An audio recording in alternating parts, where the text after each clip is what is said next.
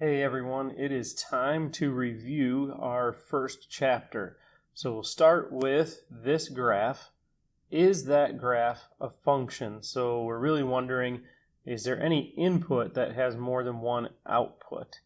So to test that, we could do the vertical line test. Is there any place I could draw a vertical line that touches this graph twice?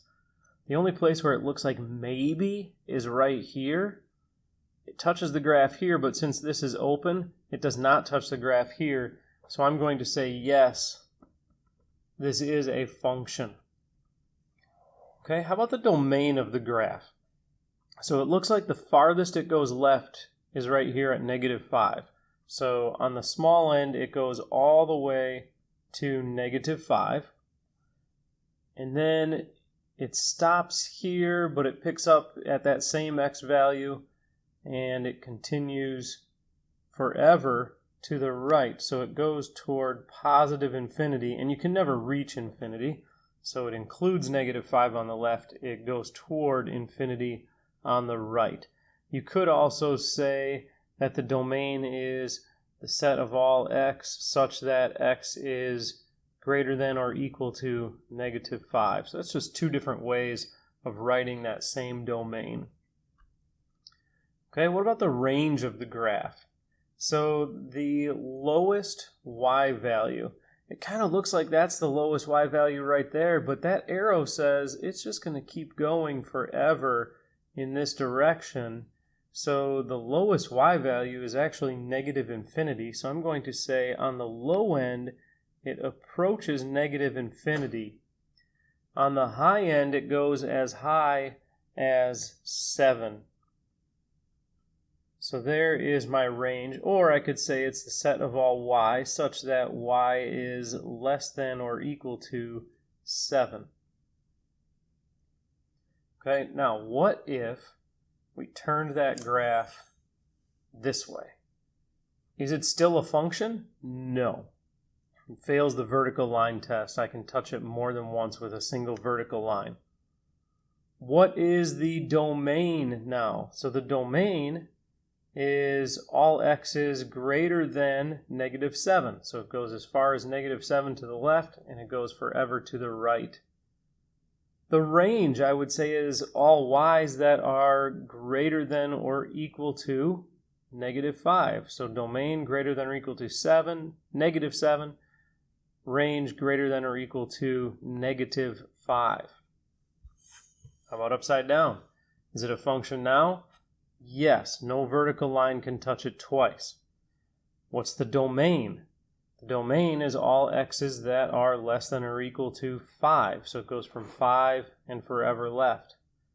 The range now is all y's greater than or equal to -7. So it goes as low as -7 and it goes upward forever. Okay, what if we put it this way? Is it a function? No, it fails the vertical line test. What is the domain? The domain would be all x's to the left of or less than or equal to 7. And the range would be all y's that are less than or equal to 5. So it's 5 and then going downward forever. All right, evaluate each function for the given value. So f of 7, that means I'm going to put 7 in for the x's. So f of 7 equals 7 squared minus 2 times 7 plus 1. Okay, so 7 squared, that's 49, minus 2 times 7, 14, plus 1. Okay, so let's see, 49 minus 14. Now remember, we're doing order of operations. And addition and subtraction have the same priority, so I just go left to right. So I can subtract 14 and get 35, add 1 and get 36. Okay, g of 3 minus x means I'm going to take this 3 minus x and put it right in there for x. So it's 4 times 3 minus x squared minus 6. Okay, Now, when I square a binomial, I can't just say it's 3 squared minus x squared. It's 4 times, and I can do 3 minus x times 3 minus x, or I can do the shortcut where it's the first term squared, okay, then double the product. The product is negative 3x, double that is negative 6x, and then the second term squared, plus x squared minus 6. Okay, now distribute that 4. 4 times 9 is 36. 4 times negative 6x is negative 24x. And 4 times x squared is 4x squared. And then minus 6. I'm going to combine like terms and write it in the correct order. So I've got 4x squared minus 24x, and then 36 minus 6 is plus 30.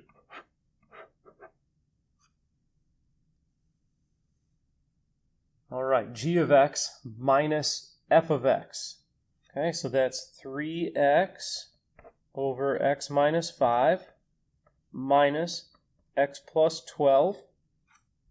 In order to add or subtract, I need a common denominator. So I'll make that common denominator x minus 5. Okay, so I've got 3x minus, and I'm just going to make one fraction here, over x minus 5.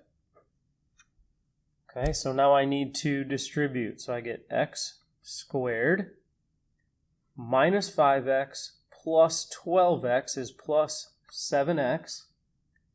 And then that 12 times negative 5 is negative 60. Okay, now this negative applies to everything inside. So when I distribute that negative, I can really make it plus and then go in and change all of those signs. And now combine like terms.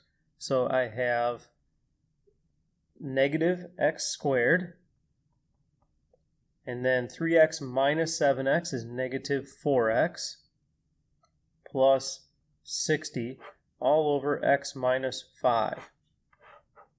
Okay, now remember our domain has to satisfy f of x, g of x, and our composition.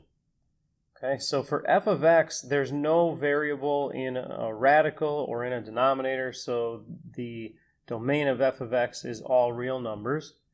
For g of x, 5 here would give me a 0 denominator, so x cannot be 5, and here x cannot be 5. So the only restriction is that x cannot equal 5. So that is the domain.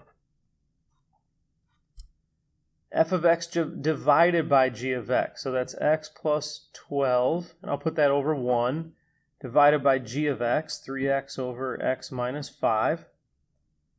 Okay, and if I multiply these outer expressions, the top and the bottom, okay, and I've already done that once, and I got x squared plus 7x minus 60.